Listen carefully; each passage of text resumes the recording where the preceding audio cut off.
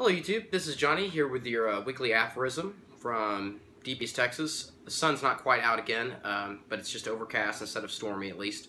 We live far enough inland that Hurricane Harvey didn't mess us up too bad, just got a lot of rain here in East Texas, but no serious flooding over here. I want to remind you guys listening, if you can afford to help with the recovery effort for people in Houston or Rockport especially, please do so. Any bit will help. It does add up. I'll put a link in the description to make it as easy as possible. But anyway, if you can help, that'd be great, because it's a pretty bad deal. Anyway, this week's aphorism goes like this.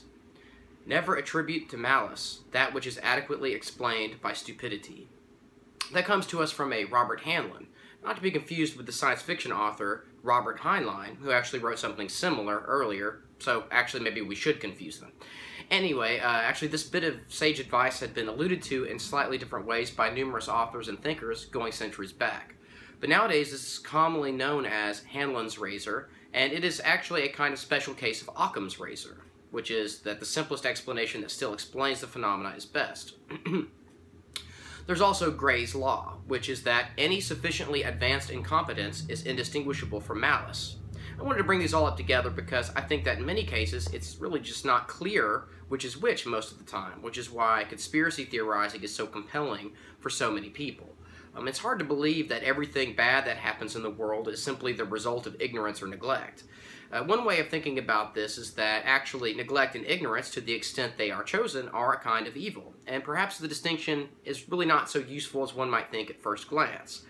But before I start to talk about my own perspective on this aphorism and the attitudes that usually accompany its invocation, let's actually talk about where it comes from for a second. Actually, it's hard to say, since people as diverse as Goethe, Richard Feynman, and others have all been given credit for it. It could even be that Robert Hanlon is actually a corruption of Robert Heinlein, who also alluded to this idea in one of his books. So right off the bat, it's kind of interesting to me, because you could ask yourself, why is this not more clear? I think in this case about the confusing origins of Hanlon's razor, we could actually apply the razor itself and conclude that obviously the confusion stems from confusion, ignorance, that is people coming up with the same idea independently, or just stupidity, that is misattribution.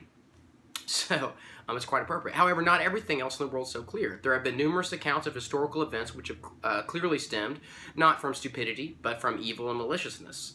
Unless, like Socrates and some others, we are to believe that there's really no such thing as evil. I'm sympathetic to this perspective since I'm into science, philosophy, and self-education after all, but ultimately it seems clear that some people are willing to get power at any cost, and there are also definitely people who are abusers without care for those who are being abused.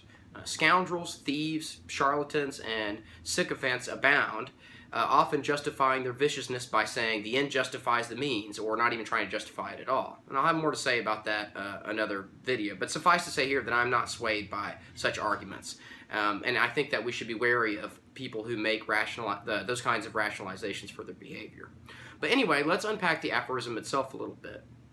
In its most common formulation, the one I mentioned at the beginning of the video, we have, never attribute to malice that which is adequately explained by stupidity. So first off, we have never, which seems a bit excessive, but it is counterbalanced by the use of the word adequately. It's important to note that this means that certainly the law seems to have some loopholes in the sense that sometimes mere stupidity doesn't seem to fully explain the behavior of individuals or institutions. Then we have recourse to malice, evil, etc. Or perhaps it's just a matter of simple mistakes. Obviously, we all make them. However, often this aphorism is dredged up in the context of political discussions about events that concern institutions, particularly powerful ones. This is hurled at conspiracy theorists to exhort them to realize that perhaps there are such things as perverse incentives, ignorance, confusion, etc. that may be able to explain the conditions of this or that event that's happened. This is fine as far as it goes, and in fact I do mostly agree with the aphorism itself, but it does seem to be trotted out often without any awareness that people do in fact get together and commit evil, malicious, or totally selfish acts over power. Some examples, the mob was considered a conspiracy theory until like the 60s. This is something most people don't even probably realize, and I can't remember where I first learned about that, but it kind of blew my mind. I mean, I always thought the mob's actions were just sort of hidden, but people generally knew it was a thing. But apparently that's not true. People just thought there was no such thing as the mob, and it was just made up by crazies. The mob's fairly widespread. And there are other examples perpetrated by governments, like the Tuskegee experiments or the CIA drugging people with LSD and other drugs and stuff There have been assassination attempts and successes and failures throughout history. If you look on Wikipedia for a list of political conspiracies, you can find quite a few that have been examined and shown by historians to be true. I can't vouch for everything on it since it's Wikipedia, but it does. I think it gives a good idea. Anyway, I don't want to go into that too much or make a long list out of it because I don't want to give the impression that it's really all that common either. All I'm trying to say is that those kinds of things happen often enough that they shouldn't just automatically be ruled out. And we should take official explanations with a grain of salt when it's reasonable to. That is, when the evidence, such as we have, implies that we should. So basically, I think this is an appropriate idea, but it can easily be used in a kind of naive way to ignore difficult questions about people or institutions. So watch out. One thing that I found interesting while researching for this video was that there seems to be few rebuttals to the aphorism itself. I think it's kind of important to make sure that we're not using it to ignore troubling details or to not think for ourselves or the like. The trap of always agreeing with the status quo explanation for all events is almost as bad as always thinking everything is some kind of false flag Illuminati conspiracy.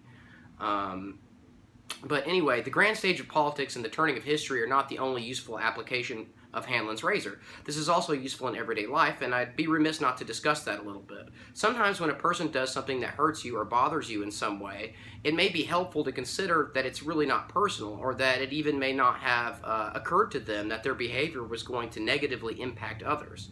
So this way you don't have to get mad and possibly make the situation worse with the way you might react. That is, like with indignation and wrath instead of finding a teachable moment for yourself or maybe even the other person if it's appropriate, which often requires a somewhat more subtle mindset. It's appropriate, according to Hanlon's law, to assume the best of people, which is that they're stupid, ignorant, or negligent rather than evil when they do something bad. And if that doesn't explain their behavior, only then, you may want to consider that their actions towards you are in fact malicious and take steps to protect yourself.